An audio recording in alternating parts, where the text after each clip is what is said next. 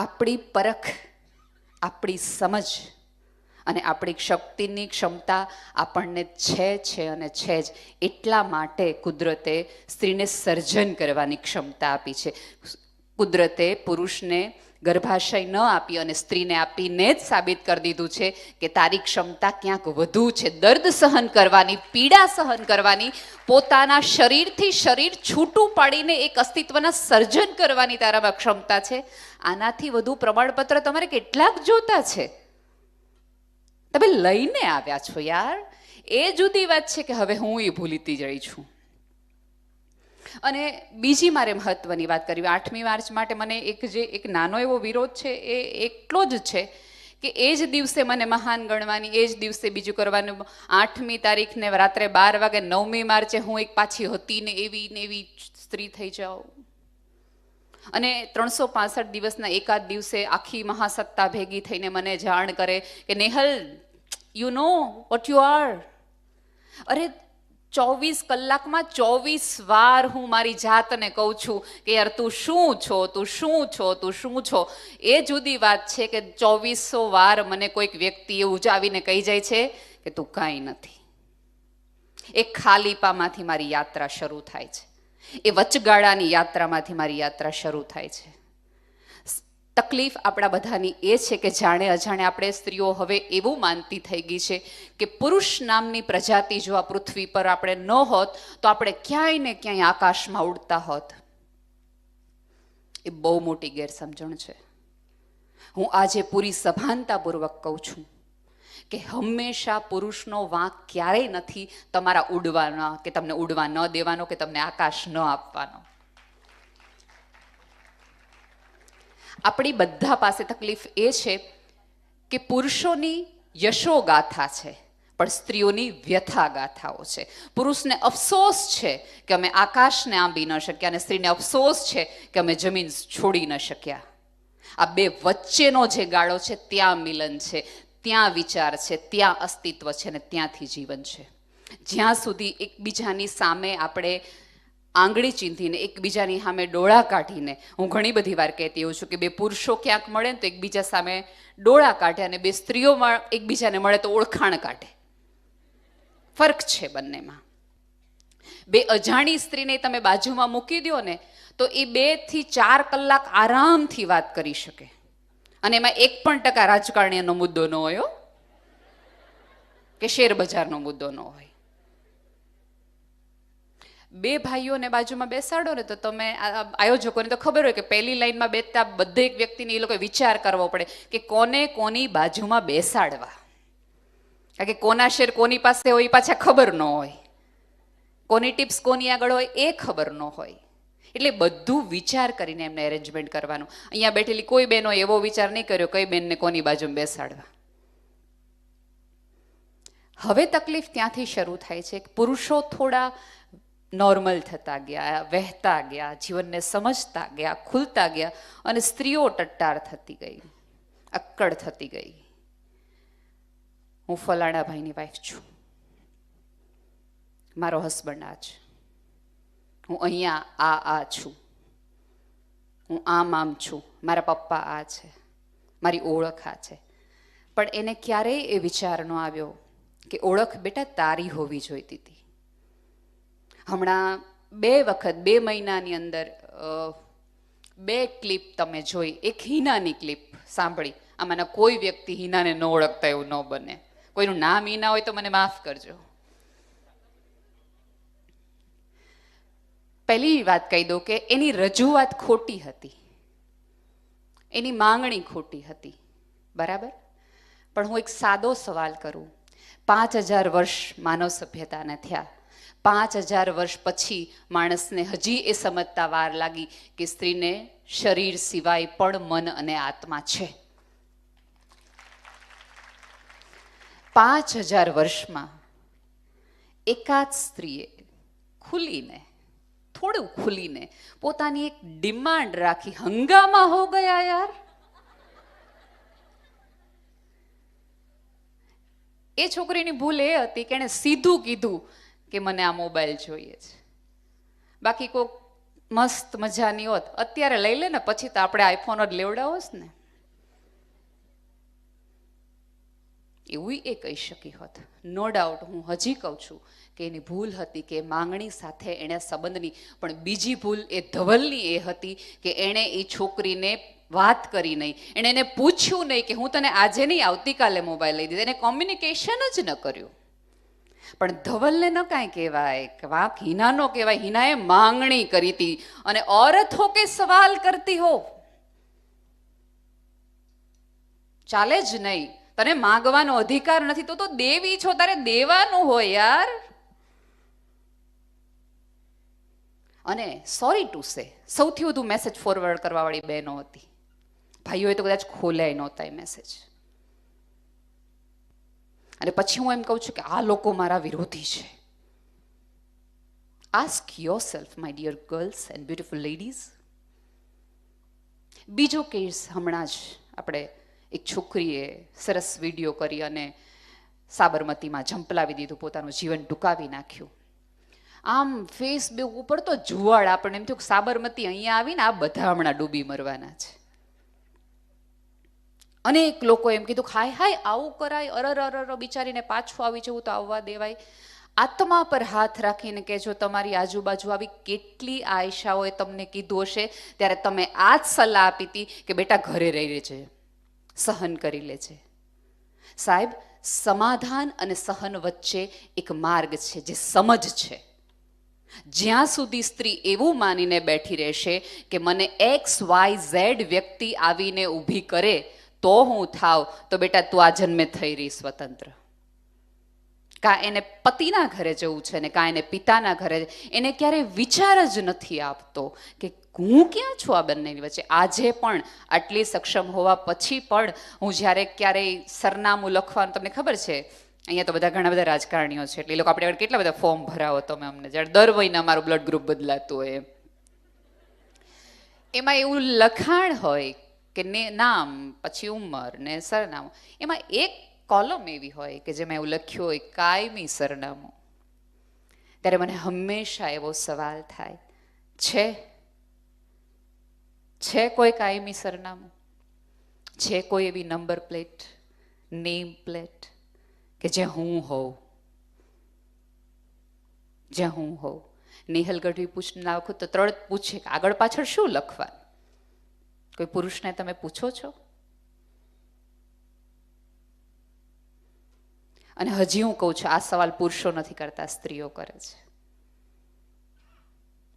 મારે ક્યાંય એવી દલીલ નથી મારી બહેનો કે સ્ત્રીઓની દુશ્મન છે, સ્ત્રીઓ આમ કરે છે, ના.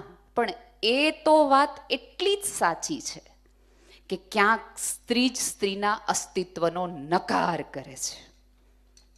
એના સ્વીકારમાં એને તકલીફ પડે છે. ફોર એક્ઝામ્પલ, આજે 8મી માર્ચનો કાર્યક્રમ કરવાનો આ દિવસ, આ જગ્યા નક્કી થઈ ગયું હશે એમ વોટ્સઅપમાં 2 મહિના પહેલાં નક્કી કે ભાઈ ચાલો આ દિવસે સાંજે શુક્રવારે આપણે બધાએ ભેગું થવાનું છે. પુરુષ જો આ વિચાર કરે તો એમ કે કાર્યક્રમ કઈ રીતે કરશું, કોને બોલાવશું, કઈ પ્રકારનું બેનર હશે, ક્યાં જશું. સ્ત્રીઓને અમને પહેલો વિચાર આવશે શું પહેરશું, પછી બીજું આપણે સ્ટેપ શરૂ કરશું, બેનર કેવું હશે, કોને બોલાવશું, સ્પોન્સર ક્યાંથી લાવશું. વાંધો નથી, હું આજે પણ માનું છું કે સ્ત્રીના સૌંદર્યના આધારે જ આ પૃથ્વી ટકેલી છે. સૂરજને રોજ આવવું એટલા માટે જ ગમે છે કે દરરોજ સવારે નવી એને સ્ત્રી જોવા મળે છે. મને ગર્વ છે મારા સુંદરતા ઉપર, કોઈ સવાલ વગરની વાત છે. અને સાહેબ, આ પૃથ્વી પરની સુંદરતાનો અને જીવનનો આધાર જ સ્ત્રીની સુંદરતા છે. બાકી પુરુષોનું જગત તો બહુ કુરૂપ છે, જ્યાં ગાળો છે, તિરસ્કાર છે, ક્રોધ છે, ગુસ્સો છે, સમજ છે. તમે એક સેકન્ડ માટે માની લો કે આખા હોલમાં પુરુષો જ બેઠા હોય અને નાની એવી 12 વર્ષની દીકરી આવે ને તો સ્ત્રીઓ પુરુષો પોતાનો બોલવાનો લહેજો બદલાવી એકબીજાને એમ કે બેન દીકરી બેઠી છે. સાહેબ, 700 માણસોના હોલમાં એક દીકરીની ચેતના જો એ આખા પુરુષોના કેમિકલ ચેન્જ કરી નાખતી હોય તો યાર મારામાં કેટલી ક્ષમતા છે. એટલે સુંદર હોવાનો તમને અધિકાર છે, સુંદર દેખાવાનો તમને અધિકાર છે, રોજ રૂપાળા લાગવાનો અધિકાર છે, કારણ કે તમારા સુંદરતા થકી પૃથ્વી રોજ, પ્રકૃતિને સ્ત્રી એટલા માટે જ કહેવામાં આવે છે કે પ્રકૃતિ પણ વર્ષમાં 4 ઋતુ બદલાવે છે, રોજ નવા રંગો લાવે છે.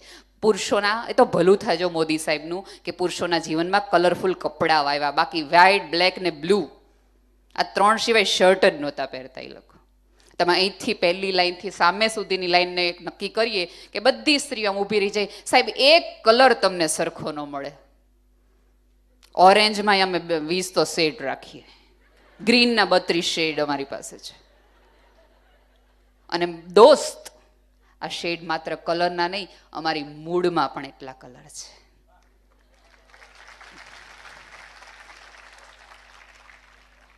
અને અમારા મૂડમાં આટલા વેરિએશન છે ને, એટલા માટે જ લગ્ન જીવન 20 વર્ષ, 30 વર્ષ અને 60 વર્ષ ચાલે છે. પુરુષ હંમેશા જુવાન એટલા માટે લાગે છે કારણ કે સ્ત્રી વૃદ્ધ થવાનું પસંદ કરે છે એક વ્યક્તિ સાથે. હવે વાત મેં કીધું એમ કે પહેલો વિચાર આવે કે શું પહેરશું. નક્કી થઈ ગયું, હવે હું રોજ ગામમાં આજે પહેરવાના કપડાં લેવા માટે રોજ ગામમાં જઈશ. એક દિવસ આ જઈશ, બીજે દિવસે એને બદલાવા જઈશ, ત્રીજે દિવસે એનું મેચિંગ લેવા જઈશ, ચોથે દિવસે મને ખબર પડશે કે ઓકે ઉર્વશીબેને પણ રેડ પસંદ કર્યું, જવા દો હવે રેડ નહીં ચાલે. લીકેજ થાય ને માહિતી, તમારે જેમ શેર બજારની લીકેજ થાય કે ઓલામાં રોકવા ઓલામાં ન રોકે, મારે કલર થાય સાડીઓના. એટલે ચોથા દિવસે હું ફરી વાર ઝુંબેશમાં નીકળી કે રેડ કલર સિવાયનું કંઈક બતાવો. અને દરેક વખતે હું દુકાનવાળાને જઈને એમ કહીશ કે આ તો મને સમથિંગ ડિફરન્ટ જોઈએ. સમથિંગ ડિફરન્ટ પછી એમ કહીશ કે ઓલા પણ એ નહોતું ઓલા સિરિયલમાં આવે છે એ, તો માય ડિયર એને સમથિંગ ડિફરન્ટ ન કહેવાય, એને ઓલા જેવું જ કહેવાય. હવે હું 2 મહિના સુધી રોજ ગામમાં જાઉં, મારો સમય બચાવીને, મારો સમય કાપીને હું જાઉં, એ કપડાં પહેરી અને હું અહીંયાથી એન્ટ્રી લઉં. મારા મનમાં લગભગ એવું છે કે લોકોની આંખમાં મને ઓછામાં ઓછી 48 જેટલી લાઈક તો મળવી જોઈએ. કોક તેમ કેવું છે કે નેહલબેન એમ હો, આટલું મેં વિચારેલું છે. પછી 4 વ્યક્તિઓની આંખમાં મેં ઈર્ષા વિચારેલી છે કે એ જોઈને, એ વ્યક્તિ તો મને જોઈને આમ હળગી જવી જોઈએ કે યાર કેવી લાગે છે. બરાબર. 5 વ્યક્તિઓ માટે મારે એવી કલ્પના હતી કે મારે આ 5 સ્ત્રીઓથી વધુ સુંદર લાગવું છે. આ મારી 2 મહિનાની ડિઝાઇન હતી એક કાર્યક્રમ માટેની. બરાબર. હવે એ 5માંથી 4 સ્ત્રીઓમાં તો આપણે પાસ થઈ ગયા, પણ એક સ્ત્રી યાર મારા કરતાં વધુ સરસ લાગે છે. પછી મને માથું દુખશે ચાલુ કાર્યક્રમે, મને થોડા ચક્કર આવશે, હું થોડી ઇરિટેટ થઈ જઈશ, મને થોડી તકલીફ થશે, મને થોડીક એમ થશે કે બહુ બોરિંગ છે, હાલો હવે જલ્દી કરો, બહુ મોડું થાય છે કાર્યક્રમમાં. કોઈક ફોટા પાડતું હશે તો એમ કહીશ કે મને બહુ ફોટાનો શોખ નથી.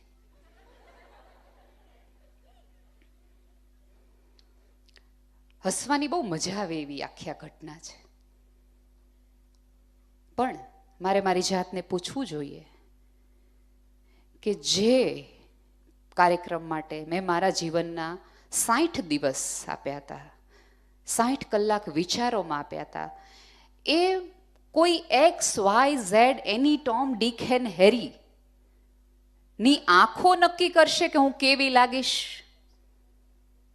એના બદલે અરીસામાં જો તમારી જાતને પ્રેમથી કહો કે દોસ્ત મસ્ત લાગે છે, ઉપરવાળા તને અદ્ભુત બનાવી છે, એ કોન્ફિડન્સથી બહાર નીકળો. અને જગતની તમામ સ્ત્રીઓ તમારા કરતાં સુંદર હોય તોય મને વાંધો નથી, કારણ કે એ હું નથી. હું ઘણી બધી વાર કહું છું કે તમે એટલો કોન્ફિડન્સ તો તમારે તમારી જાત પાસે કેળવી જ લેવો જોઈએ કે તમે સુંદર છો, તમે સારા છો, તમે સંસ્કારી છો, એવા સર્ટિફિકેટ લેવા માટે તમારે તમારા ઘરની બહાર ન જવું પડે. આપણે બધાને પ્રમાણપત્ર લેવાની ટેવ પડી ગઈ છે, અને સ્ત્રીઓને વિશેષ, કારણ કે સ્ત્રીના ઉછેરમાં એ અભિપ્રાય નાખી દેવામાં આવ્યો છે. નાનપણથી એના મમ્મી એને એવું કહે કે તું આમ નહીં કર તો તને ઓલી વ્યક્તિ આમ કહેશે, ઓલી વ્યક્તિ તને આ, તું જો આ રીતે નહીં નમે તો ફલાણી વ્યક્તિ તને એમ કહેશે કે આ તો કેવી લાગે છે. કેવી લાગે છે ને એ સ્ત્રીને રસે નસમાં ભરાઈ ગયું છે. એને એપ્રુવલ સતત કોઈ પાસેથી જોવે છે. એને એક વ્યક્તિ પાસેથી એપ્રુવલ, એક પોતાનો પતિ પાસેથી એને સતત એપ્રુવલ જોવે છે. પણ એ એક વ્યક્તિનો એપ્રુવલને જ માન્યતા આપો, બીજા બધાને નહીં. અને પહેલું તો હું હજી આજે કહું છું કે મારી જાતને, ધારો કે એ વ્યક્તિને બ્લુ કલર નથી ગમતો તો એની સાથે કદાચ ન પહેરીએ અને 3 વખત એને એમ કહીએ કે આજે મને ગમે છે એટલે તું બ્લુ કલર સાથે પહેર, કારણ કે તારા વધેલા પેટને પણ હું સહન કરી રહી છું. એટલે જ્યારે નીકળો ત્યારે એક એવી શ્રદ્ધા સાથે નીકળો કે તમારાથી કોઈ વધુ સુંદર લાગતું હશે, તમારાથી કોઈ ઓછું સુંદર લાગતું હશે, પણ તમારા જેવું કોઈ સુંદર નથી લાગતું. કોઈ તમારા કરતાં, હું ઘણી બધી વાર બહુ કોન્ફિડન્ટથી કહું કે કોઈ વ્યક્તિ મારા કરતાં વધુ સારી દાળ બનાવતું હશે, એની વાહ વાહ આપણે કરીએ. કોઈ વ્યક્તિ મારા કરતાં ખરાબ દાળ બનાવતો હશે, પણ દોસ્ત આપણા જેવી દાળ તો ન જ બને, લખી લ્યો. એવી જ રીતે જ્યાં પણ જાઓ, કોઈ પણ જગ્યાએ જાઓ, તે એ સમજ સાથે જાઓ કે મારા જેવું કોઈ નથી લાગતું. પણ એનો અર્થ એ નથી કે જો કોઈ વ્યક્તિ મને મળે છે તો એને ડિગ્રેડ કરું. આપણી તકલીફ ત્યાંથી થાય છે કે આપણે ક્યાંક ને ક્યાંક જાણે અજાણે દરેક સ્ત્રીને, દરેક વ્યક્તિને જ્યાં સુધી આપણે નીચા નથી પાડી દેતા, જ્યાં સુધી એની હિલને થોડી નીચી નથી કરી શકતા, ત્યાં સુધી શાંતિ વળતી નથી હૈયામાં. આપણે ઈચ્છીએ છીએ કે ધારો કે એક આજે કોઈક એવી ઘટના બને છે, એક સ્ત્રી કોઈક ભૂલ કરે છે અને એ ભૂલની કોઈને ખબર નથી પડતી, મને એકને જ પડે છે. પછી આ કાર્યક્રમ પૂરો થશે પછી મારો રાષ્ટ્રીય ધર્મ એક જ હશે, તમને બધાને ખબર પડી જાય કે એ વ્યક્તિએ ક્યાં ભૂલ કરી હતી. રાધર, સ્ત્રીનું તો ગુણ છે છુપાવી રાખવું. અડધી રાતમાં આપેલા એક વીર્યના ટીપાને 9 મહિના ગર્ભગૃહમાં રાખવાની ક્ષમતા મારામાં છે, તો એક વાત કેમ મારા ગર્ભમાં રહેતી નથી યાર? એ વિકાર થઈને કેમ બહાર આવે છે? એ વિચાર દરેક સ્ત્રીએ કરવાની જરૂર છે.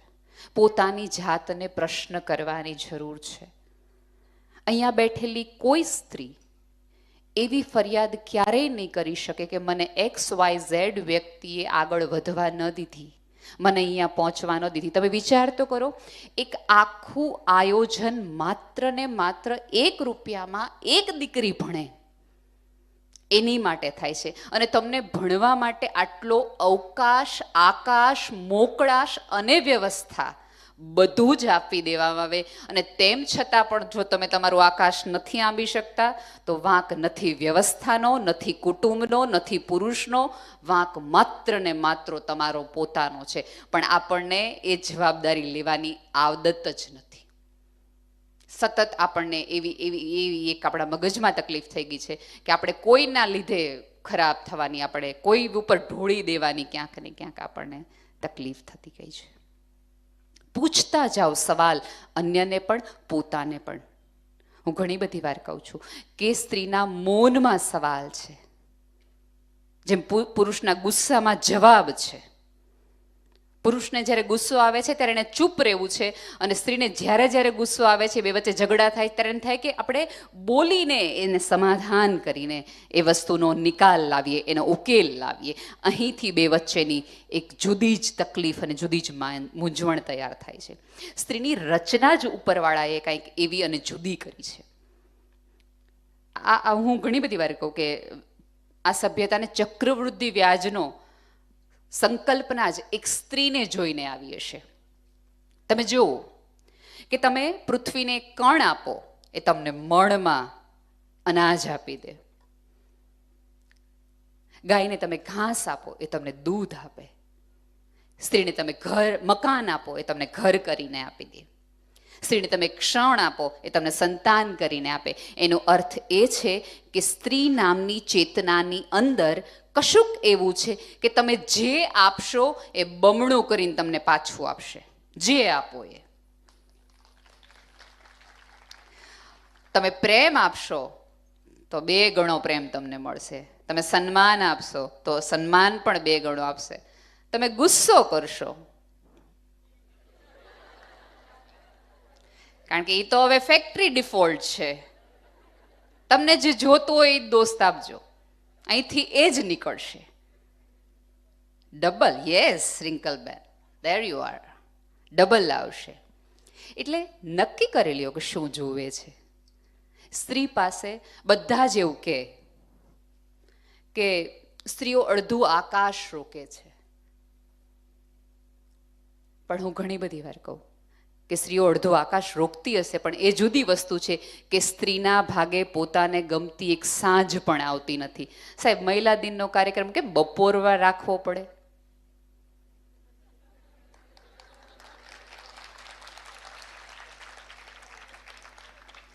પુરુષોના કોઈ કાર્યક્રમ તમે બપોર જોયા જ હુવાના ટાણે? કારણ કે 6 વાગ્યા પછી રસોડું હોય. સાંજે આવતો અહીંયા બેઠેલી લગભગ બેઠેલી સ્ત્રી કાં તો નક્કી કરીને આવી હશે, કાં પાવભાજીનું શાક બાફીને આવી હશે, અને કાં થેપલા કરીને આવી હશે, જઈને ખાલી સૂકી ભાજી જ કરવાની રહે. જો અને કાં પતિને પટાવી લીધો છે ઝોમેટો. આ 3માંથી એક વ્યવસ્થા એણે કરી રાખી હશે. એટલે સ્ત્રી જ્યારે ઘરની બહાર નીકળે છે ત્યારે ઘરની વ્યવસ્થા કરીને નીકળે છે. અને બીજી મારે એક વાત એ કરવાની કે જે સ્ત્રીઓ ઘરની બહાર જઈને કામ કરે છે, જે સમાજમાં પોતાનું નામ કરે છે, એ સ્ત્રીઓ પોતે બહુ મહાન છે, પોતે બહુ કંઈક છે, પોતાના થકી સમાજ ક્યાંક છે, અને જે ઘરે રહે છે એ સ્ત્રી કાંઈ નથી કરતી. એ પીડા તમે જે એ સ્ત્રીને આપો છો ને સાહેબ, તમારા જેવું ગુનેગાર કોઈ નથી. દરેક કામ કરતી સ્ત્રી ઘરે રહેતી ને સ્ત્રીને એમ પૂછે કે તમને કેમ ગમે ઘરે?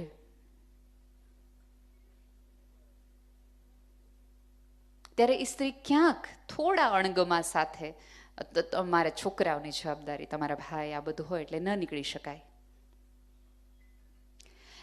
એના બદલે એ સ્ત્રીને પણ ખભે હાથ રાખીને એને એવી શ્રદ્ધા આપો, એને એવી સમજ આપો, એવી એને બાહેધરી આપો કે દોસ્ત તું અદ્ભુત જ કામ કરે છે. આપણે ત્યાં તકલીફ એ થઈ છે કે કાં તમે ઝાંસીની રાણી હોવા જોઈએ, કાં તમે મધર ટેરેસા હોવા જોઈએ, કાં તમે ઇન્દિરા નોઈ હોવા જોઈએ, કાં તમે ઇન્દિરા ગાંધી હોવા જોઈએ, પણ તમે સ્ત્રી ન હોવા જોઈએ. સાહેબ, વુમન એમ્પાવરમેન્ટમાં કરેલી મોટામાં મોટી ભૂલ એ છે કે તમે ઘરની બહાર હો, વૈજ્ઞાનિક હો, ડૉક્ટર હો, એન્જિનિયર હોય, પીએસઆઈ સાહેબ બને એ વુમન્સને સૌથી વધુ ગમશે કે જે દિવસે આવી સન્માનિત સ્ત્રીઓની સાથે કોઈ ગૃહિણીને પણ સન્માનિત કરવામાં આવશે કે દોસ્ત અદ્ભુત રીતે તે 40 વર્ષ ઘર ચલાવ્યું છે, અદ્ભુત રીતે. ક્યાંક ને ક્યાંક આવા બધા દિવસો પાછી આપણે અહીં ગૃહિણીવાળી સ્ત્રીઓને એક અભાવ આપીને જાય તે કાંઈ ન કર્યું. એની બદલે એ સ્ત્રીની આંખમાં સન્માન આપો કે દોસ્ત તું ઘરે રહીને એટલે તારો પતિ ક્યાંનો ક્યાંય પહોંચ્યો. ઘણા બધી વાર કેટલા પુરુષો એવું અહીંયા બેઠેલા લગભગ પુરુષો અને અહીંયા બેઠેલી દરેક સ્ત્રીએ એક વાક્ય પોતાના જીવનમાં એવું સાંભળ્યું હશે કે આ બાએ મારું જીવન બગાડી નાખ્યું, આ સ્ત્રીએ મારું જીવન બગાડી નાખ્યું. સાહેબ, 1.5 કિલો એરડિયુંમાં 25 કિલો ચોખા અમે 2.5 વર્ષ બગડવા ન દેતા. યાર, તમારા ચોખા ન બગડવા દઈએ, તમારું જીવન બગડવા દઈએ એમ?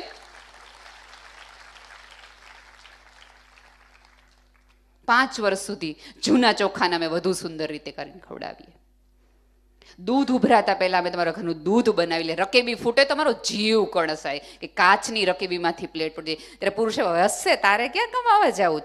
પણ તમે કમાઈને આવો છો અને પથારીમાં જે કણસતા તમારા દુખાવા છે ને, એ દુખાવાના હિસાબે રકેબી તૂટવાનો બોજ મને લાગે છે. જેને તમે કકડાટ કહો છો ને એને અમે કરકસર કહીએ છીએ. એ સમજ એટલે અહીં બેઠેલી બહાર જતી તમામ સ્ત્રીઓ, અહીંયાથી મેં જોયું કે દીકરીઓ બહુ ભણવાની છે, બહુ આગળ વધવાની છે.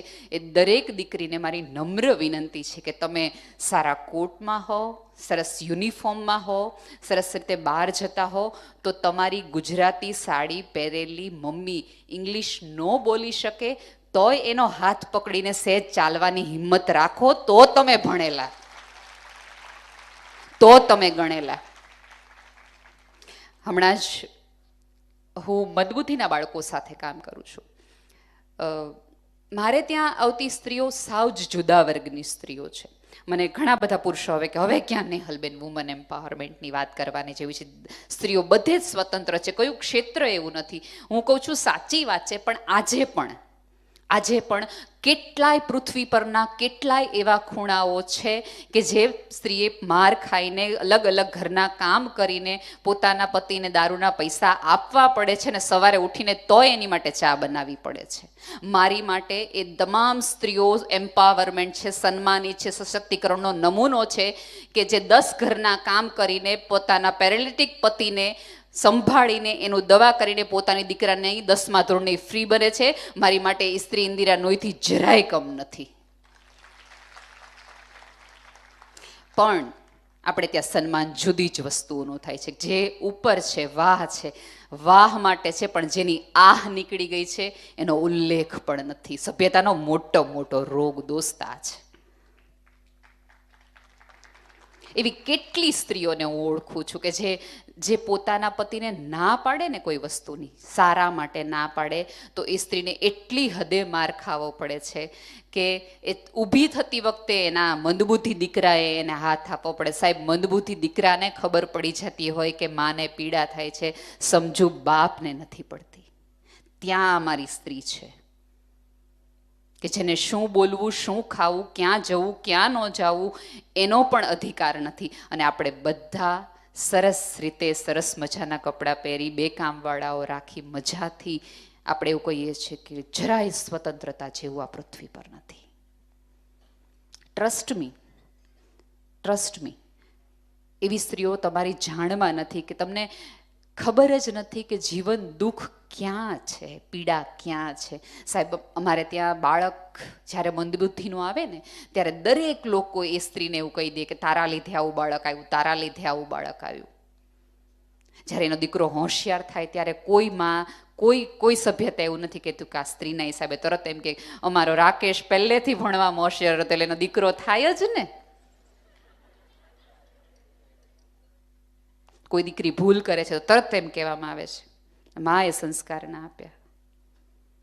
પણ જ્યારે મહાન થાય છે તો ફલાણા ભાઈની દીકરી છે, સાહેબ કેવું પડે એમાં. અહીં 2 વ્યક્તિઓની સમજ જરૂરી છે. અહીં 2 વ્યક્તિઓની સીમા ક્યાંક તમારે આંકવાની જરૂર છે. તકલીફ આપણા બધાની અહીંથી શરૂ થાય છે. એટલે તમે જ્યારે પણ જ્યાં હોય ત્યારે, અને મારી માટે વુમન એમ્પાવરમેન્ટ એટલે એક જ વસ્તુ કે અહીં બેઠેલી કોઈ પણ સ્ત્રી એટલી સ્વતંત્ર છે જ કે પોતાની આજુબાજુની એક સ્ત્રીને સુખી કરવાનો, એક સ્ત્રીને સન્માન કરવાનો એને પાસે અવકાશ, આકાશ અને મોકળાશ છે. અને આ સ્વૈચ્છિક જવાબદારી જે દિવસે તમે અને હું લેશું તે દિવસે વુમન એમ્પાવરમેન્ટના આપણે વુમન્સ ડે સેલિબ્રેટ કરશું. તમારી સાસુ, તમારી દેરાણી, તમારી જેઠાણી, તમારી નણંદ, આમાંની 5 સ્ત્રીઓ, હાલો હું સેવા ન કરી શકું, હું બહાર ન જઈ શકું, પણ આમાંની આ 5 સ્ત્રીઓ તો મારી આજુબાજુ છે જ ને. આપણે એવું માનીએ છીએ કે હું એની સાથે અન્યાય ને બાકી બધા સાથે હું ન્યાય. સોરી દોસ્ત, તને વુમન એમ્પાવરમેન્ટ સમજાણું જ નથી. તમારી દેરાણી નોકરી કરતી હોય અને તમે જેઠાણી હો તો એનું ટિફિન બંધ કરવામાં જે દિવસે તમે મદદ કરશો ને ત્યારે તમને સ્ત્રી સ્વતંત્રતા સમજાણી હશે. મારી ભાભી જ્યારે નવી પરણીને આવી એટલે લગ્નના બીજા દિવસે હું ને મારી મમ્મી ગોસિપ કરતા હતા કે ભાઈ લગ્નની વ્યવસ્થામાં ક્યાં તકલીફ હતી ને શું હતું ને આમ હતું ને ઓલા મામીએ કેવું કર્યું ને એવી બી વાત કરતા હતા. મારી ભાભી શીતલ નીચેથી ઉતરી એટલે જેવી પગથિયે ઉતરી ને એટલે મારા મમ્મીએ મને કોણી મારીને કીધું શીતલ આવી, હવે ન બોલતી. બધા જ કર્યું હશે આવું કંઈક, બરાબર. એટલે શીતલની હાજરીમાં જ મેં મારી મમ્મીને ઊંચા અવાજે કહી દીધું કે આજ પછી આ ઘરમાં તારે મને એક પણ વાત એવી નહીં કરવાની કે જે તું શીતલની હાજરીમાં મને ન કરી શકે.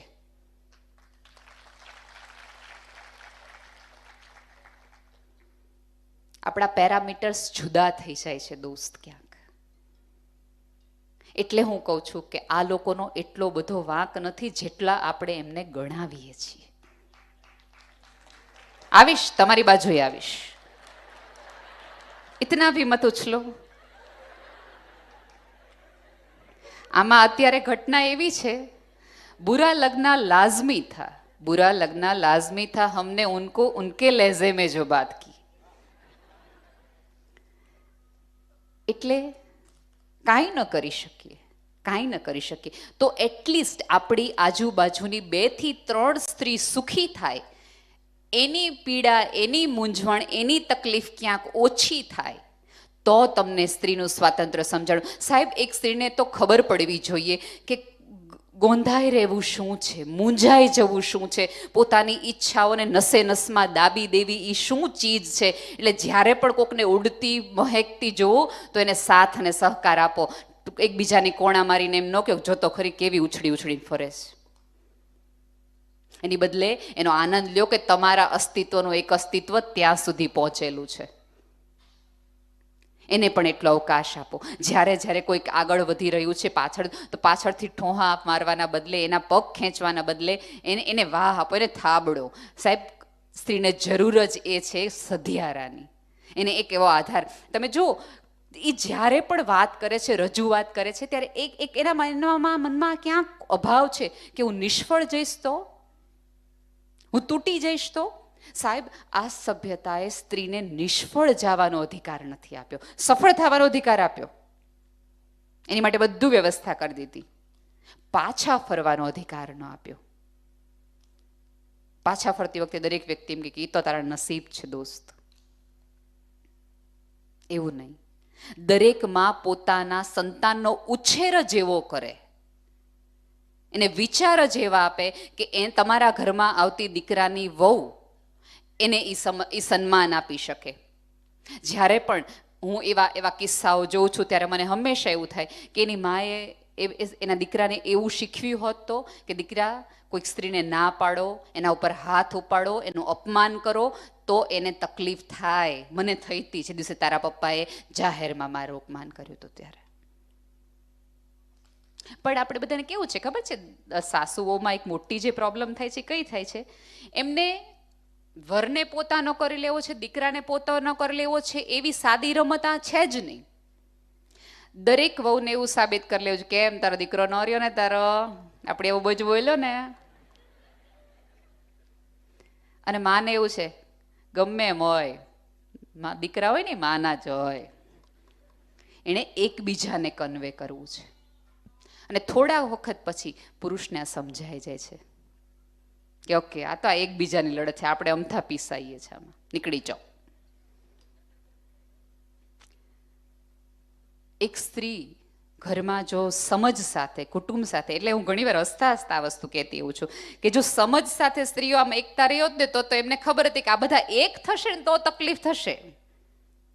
આમનું સંગઠન અઘરું છે, સત્તાઓ પલટી નાખશે, સમાજ બદલાવી નાખશે, સભ્યતાઓ બદલાવી નાખશે. અહીંયા સરસ એક સ્લોગન છે કે સમાજ નિર્માણથી રાષ્ટ્ર નિર્માણ. પણ મારે એક લાઈન ઉમેરવી છે કે જે ખરેખર સરદાર ધામ કરે છે. સાહેબ, વ્યક્તિ નિર્માણથી સમાજ નિર્માણ અને સમાજ નિર્માણથી રાષ્ટ્ર નિર્માણ. મેં એટલે જ કીધું કે આ સરદાર ધામની સરદાર ધર્મ છે. એક વ્યક્તિનું પેલા નિર્માણ કરીએ છીએ, એક રૂપિયા આપીને તમે એક એવો સમાજ બનાવવા માંગો છો, એક વ્યક્તિને એટલી ડેવલપ કરવા માંગો છો કે સમાજ બદલાવી શકે, સમાજની તાસીર બદલાવી શકે. પણ my dear girls and boys, certificate હોવાથી તાસીર નહીં બદલાય, તસવીર બદલાશે.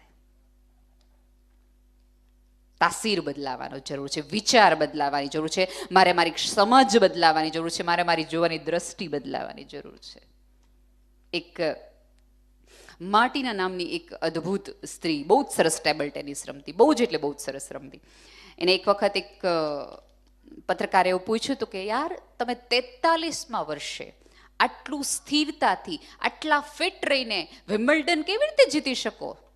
ત્યારે એણે બહુ જ કટાક્ષતાથી એને એકદમ આમ ઓલા પત્રકારની આંખમાં આંખ નાખીને કીધું કે ટેનિસના દડાને નથી ખબર કે હું 43 વર્ષની છું.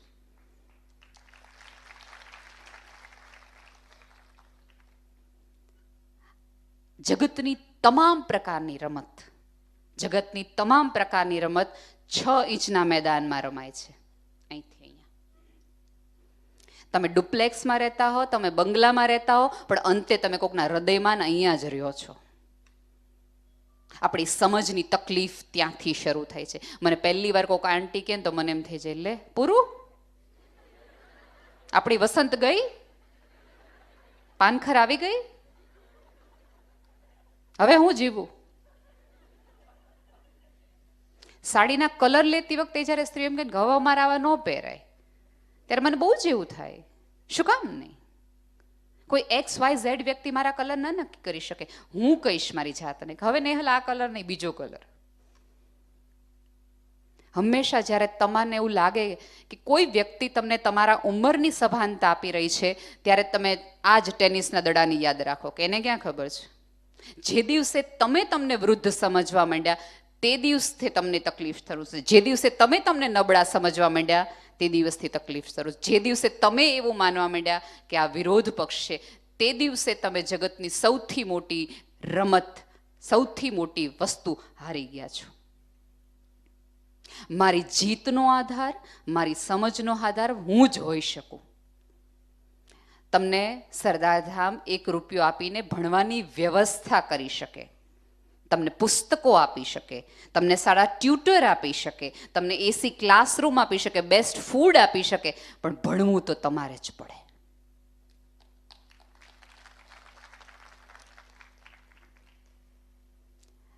મોબાઈલમાંથી બહાર મારે જવું પડે, ફેસબુકની બહારની દુનિયા મારે જ સમજવી પડે. વોટ્સઅપના સ્ટેટસ બદલાવાના બદલે સ્ટેટ બદલો તમારા મનનો. અને અહીંયા જો આમાંની કોઈ દીકરી આ વ્યવસ્થાનો લાભ લે તો મગજમાં એક સંકલ્પ ચોક્કસ ને ચોક્કસ કરે કે જે દિવસે હું કંઈક બની જાય સરદારધામના હિસાબે, આ પાટીદાર સમાજના હિસાબે, તો હું વ્યક્તિગત રીતે 5 દીકરીને આગળ લાવવાની જવાબદારી લઈશ. પણ આપણે એવું માનીએ છીએ કે સમાજની જવાબદારી છે મને આગળ વધારવાની, મારી કોઈ નહીં. ત્યાં ભૂલ શરૂ થાય છે. અને બીજું મારે એક ટકોર સાથે એવું કહેવું જોઈએ કે જ્યારે અહીંયાથી કોઈક ભણે છે, અહીંયા કોઈક ગરીબ જે છે એની દીકરીઓ ભણે છે, ત્યારે બહાર નીકળતી વખતે તમે આપેલા અનુદાન માટે એ વ્યક્તિને રિયલાઇઝ ન કરાવો કે તમે ત્યાંથી ભણ્યા, અમે 5,000 રૂપિયા આપ્યા હતા. હું સંસ્થાઓ સાથે જોડાયેલી છું એટલે મને ખ્યાલ છે. જ્યાં સુધી આપણે રિયલાઇઝ નથી કરાવી દેતા કે જે વ્યક્તિ આગળ વધી એમાં આપણાય તે 2-3, તમે જે 4 રોટલી ખાધી એમાં એક રોટલી આપડી હતી, હો જોજે. યાદ રાખવાનું કામ એને સોંપો, માણસને નહીં. જે દિવસે આ લોકોએ તમારું યાદ રાખ્યું ત્યારે ઓલો વાળો એમ કહેશે કે હવે નીચે બધું સરભર થઈ ગયું દોસ્ત, હવે કાંઈ ઉપરના ચોપડાની જરૂર નથી. અને બીજું કે તમારું ભણવું, તમારું આગળ વધવું, તમારું સમાજમાં નામ બનાવવું, એનો અર્થ એ જરાય નથી કે તમે તમારી શ્રદ્ધામાંથી, તમારા સંસ્કારમાંથી, તમારા વિચારમાંથી રાજીનામું આપી દેવું. મેં ઘણી બધી વાર એવું કહેતા સાંભળ્યું છે કે I don't believe in religion. આટલું ઇંગ્લિશમાં બોલી લેવાથી તમે ત્યાંથી કંઈ એપ્રુવલ નથી લઈને આવ્યા હતા. કોઈ પણની શ્રદ્ધાને ઘણી બધી વાર એવું સાંભળે કે આવી બધી અંધશ્રદ્ધાઓમાં મારી માન્યતા નથી. સાહેબ, તમારા ઘરની દાદી 80 વર્ષથી એક સમજ સાથે જીવી રહી છે કે હું આ રીતે માળા ફેરવીશ ને તો મને ઉપરવાળો મળશે. ત્યારે તમે તમારા જ્ઞાનનો પ્રવાહ આપી આપીને એની એક શ્રદ્ધાને શું કામ ડિસ્ટર્બ કરો છો? તમને નવી શ્રદ્ધા રોપતા કરવી હોય તો તમે તમારી જાતમાં કરો, અન્યમાં કરો. ખોટી બીજી દિશા તરફ જવાનું બંધ કરી દો. એક વખત એક પિતા મરણ પથારી હતા, એને લાગતું હતું બાપ દીકરી 2 જ હતા, અને ક્યાંક હવે પિતાને સમજાઈ ગયું હતું કે ગમે ત્યારે દ્વાર ખટખટાવશે ને આપણે ઉપર જવું પડશે. એટલે એના પિતાએ એની દીકરીને બોલાવી કે બેટા, તને તો ખબર જ છે કે આપણે 2 જ છીએ, માતા તો છે નહીં, એટલા માટે હું તને થોડું ઘણું આપણું બધું જે છે એ હું તને સમજાવી દઉં કે અહીંયા આટલું છે, અહીંયા આટલું છે, પણ આ એક ઘડિયાળ છે બેટા, સે જો ને, તારા દાદાએ મને આપી હતી અને લગભગ 201 વર્ષ જૂની ઘડિયાળ છે. તો આ બાજુવાળા જે ઘડિયાળ લી છે ને ત્યાં જઈને પૂછી આવ ને કે આ ઘડિયાળના કેટલા આવે. દીકરી રમતી ગમતી ઉત્સાહે જઈ અને ઓલા ઘડિયાળવાળા ભાઈને પૂછે છે કે આ ઘડિયાળના કેટલા આવે. તો ઓલા ભાઈ સેજ આમથી આમ ડાબે જમણે ઉપર નીચે કરીને કીધું કે 500 રૂપિયા આવે. એટલે દીકરી આવીને પિતાને કીધું કે એ ઘડિયાળીએ તો મને એવું કીધું કે દાદાની ઘડિયાળના 500 રૂપિયા આવે. પિતાએ કીધું કાંઈ વાંધો નહીં, એક કામ કરો, એટલે કોફી શોપવાળા છે ને એને પૂછ કે આ ઘડિયાળની બદલામાં તને કેટલી કોફી અને શું આપે.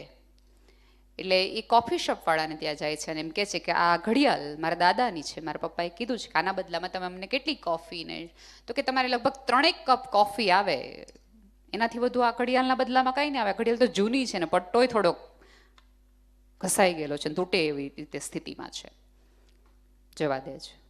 ફરીવાર દીકરી પાછી પિતા પાસે, કોફીવાળાએ એમ કીધું છે કે 3 કોફી આવે. બીજે દિવસે ફરીવાર પિતા છે એ દીકરીને એવું કહે છે કે ઓલા કરિયાણાવાળા ભાઈ છે ને એને પૂછ ને કે આ ઘડિયાળના બદલામાં ચોખા આપણને કેટલા આપે. દીકરીને એમ થાય કે એટલી બધી એ કંઈ તકલીફ નથી કે ઘડિયાળને બદલામાં આપણે ચોખા લેવા જોઈએ કે એવું કંઈ કરવું જોઈએ. એ જાય છે અને ચોખાવાળાને એમ કહે છે કે ભાઈ આ ઘડિયાળના બદલામાં તમે અમને કેટલા ચોખા આપો. એટલે ઓલો એ તેમ છે જુએ છે કે આ તો બંધ છે, ભલે 200 વર્ષ જૂની હોય, આમાં રિપેરિંગ છે, હજી આમાં કેટલું બધું કરવાનું છે, તો કે આના બદલામાં અમે તમને 5 કિલો ચોખા આપીએ, એથી વધુ તો ન આવી શકે.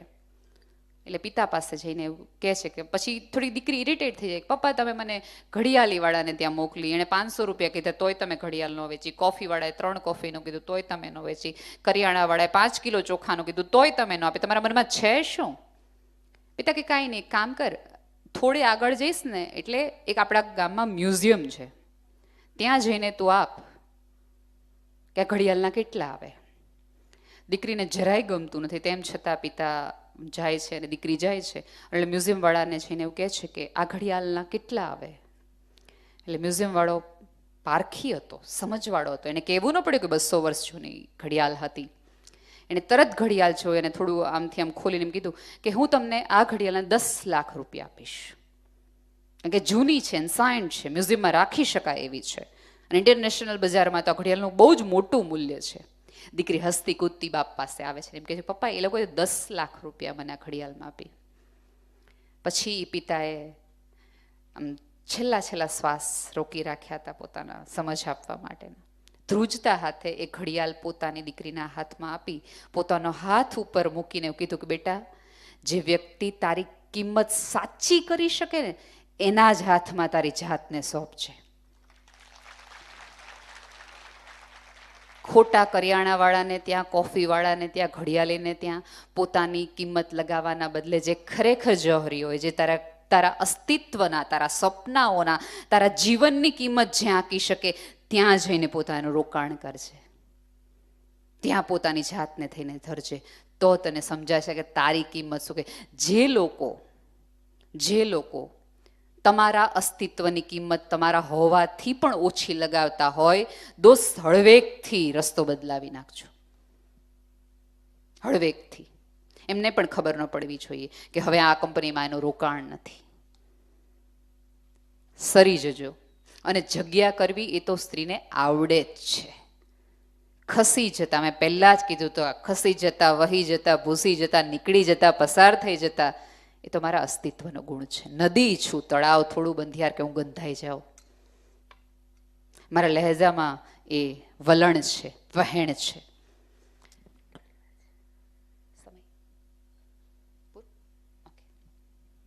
સીટી વગાડવાની ને 6 વાગે રસોઈની, એટલે પૂછવું પડે. હું 12 ગામ છું પણ અહીંયા બેઠેલી સ્ત્રીઓ તે તો છે રસોઈ.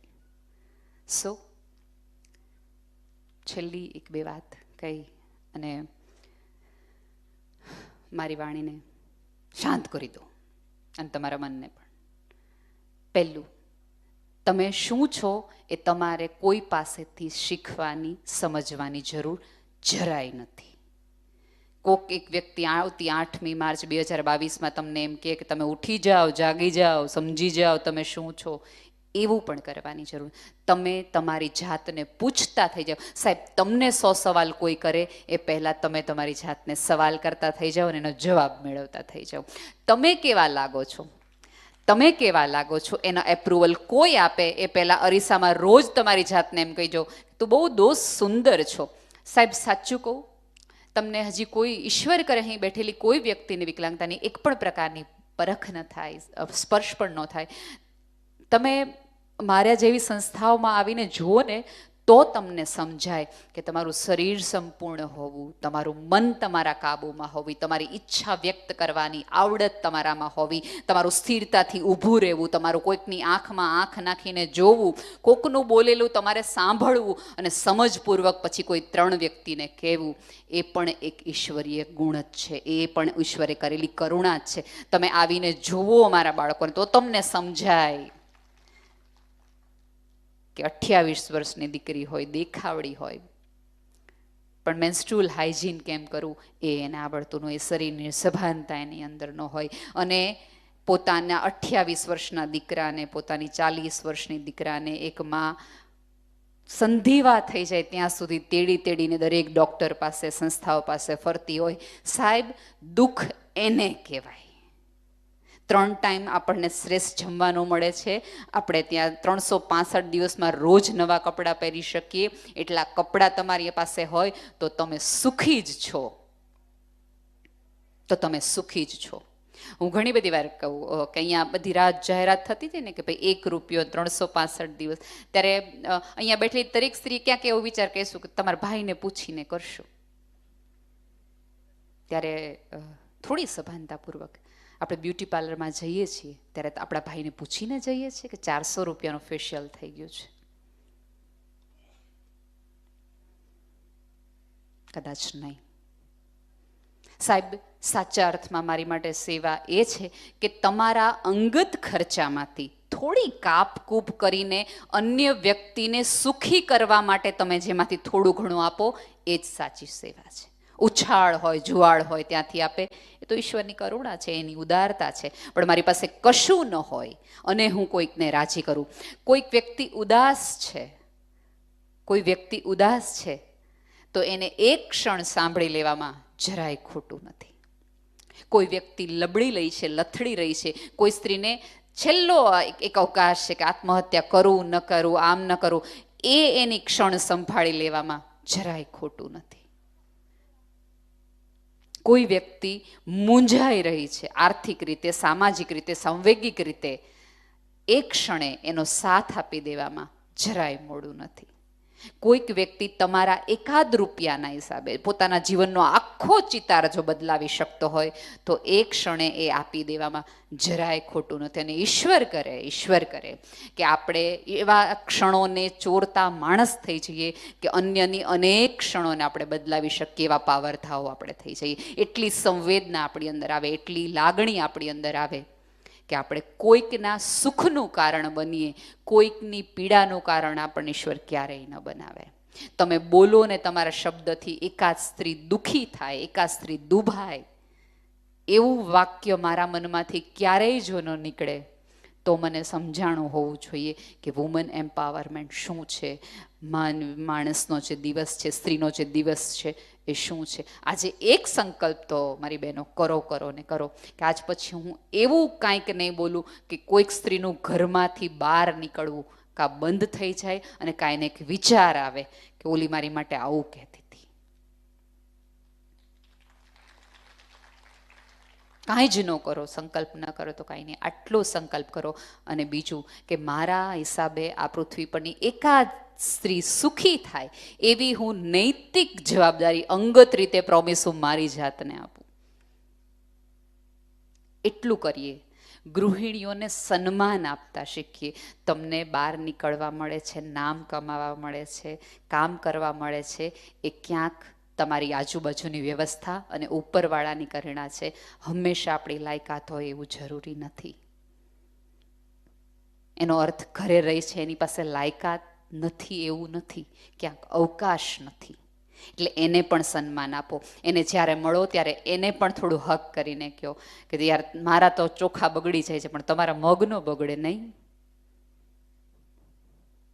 એને કહો કે તમે ઘરે રહ્યો છો, તમે ઘરે રહ્યો છો તો સમાજ સારો છે. કોઈ ટ્રસ્ટ મી, જે જ્યાં છે ત્યાં યોગ્ય જગ્યાએ જ છે.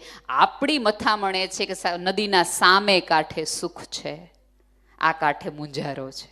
પણ જે નદીના ઓલા કાંઠે છે ને એને એમ થાય છે કે અહીંયા હોત ને. દરેક, અને બીજું ઘરે રહેતી તમામ સ્ત્રીઓને કહું કે બહાર રહેતી સ્ત્રી, કામ કરતી સ્ત્રીને બપોરે સૂઈ જવું છે, એને પણ સિરિયલના એપિસોડ રિપીટેડલી જોવા છે. પણ એના ઉપર કોઈ જુદી જવાબદારી છે એટલે એને ઘરની બહાર નીકળવું પડે છે. એટલે બહાર નીકળતી સ્ત્રીઓ સ્કૂટર લઈને નીકળી જાય છે, એ ફરવા નથી જતી, કામ કરવા જાય છે. એને પણ પોતાના સમયનો જવાબ એનાથી ઉપરીને દેવો પડે છે. બંને એકબીજાના પૂરક છે, બંને એકબીજાની સાથે છે. ગૃહિણી આ નથી અને ઓલા મહાન મેં કીધું એમ જે જ્યાં છે એ પોતાની શ્રેષ્ઠમ અવસ્થામાં છે એટલો ગર્વ આપણે એકબીજા માટે લેતા જઈએ, એકબીજાને ગમતું આકાશ આપીએ અને એકબીજાની મોકળાશમાં ને એકબીજાને મળતી સ્વતંત્રતાનો આનંદ લઈએ. જ્યારે જ્યારે પણ સ્ત્રી સફળ થાય ત્યારે એ એની આવડતના હિસાબે થઈ છે, એના સ્ત્રી હોવાના વલણના હિસાબે થઈ છે. એવી ગેરસમજણમાંથી દરેક સ્ત્રી બહાર આવે એવી નમ્ર પ્રાર્થના. ધન્યવાદ.